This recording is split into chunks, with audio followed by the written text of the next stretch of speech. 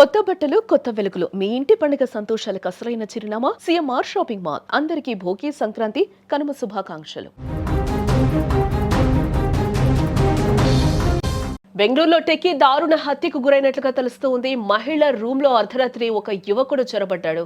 మహిళపై అత్యాచారానికి ప్రయత్నం చేశాడు. ప్రతిఘటించడంతో దారుణ హత్యకు గురైంది ఆ మహిళ.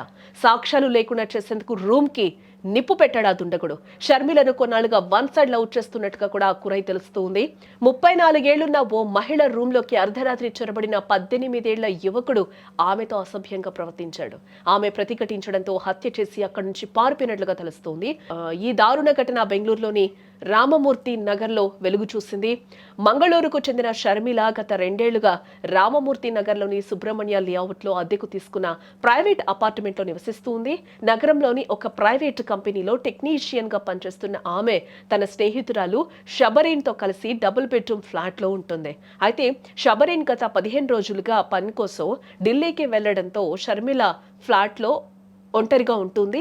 అయితే ఆమె పక్కింట్లో ఉంటున్న కల్నల్ కురై అనే ఒక యువకుడు కొన్నాళ్లుగా షర్మిలను వన్ సైడ్ గా లవ్ చేస్తూ ఉన్నాడు. అయితే వారిద్దరికి ముందే పరిచయం ఉన్నప్పటికీ కల్నల్ ఈ విషయాన్ని షర్మిలకు చెప్పలేదు.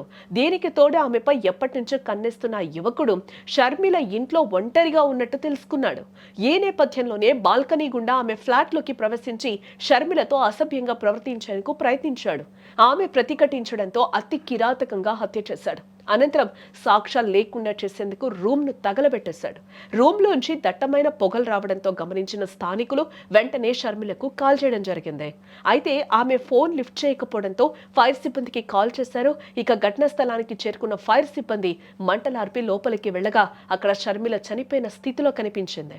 అయితే ఆమె శరీరంపై లేదా దుస్తులపై ఎటువంటి కాలిన గాయాలు లేకపోవడం, ఫ్లాట్లో మద్యం బాటిల్ కనిపించడంతో పోలీసులు అనుమానాలు వ్యక్తం చేస్తూ ఉన్నారు. ఈ ఘటనపై కేసు నమోదు చేసి దర్యాప్తు చేయగా కల్నల్ విషయం వెలుగులోకి వచ్చినట్లుగా తెలుస్తోంది. దీంతో అతన్ని ఇప్పటికే పోలీసులు అదుపులోకి తీసుకున్నట్లుగా సమాచారం అయితే అందుతోంది.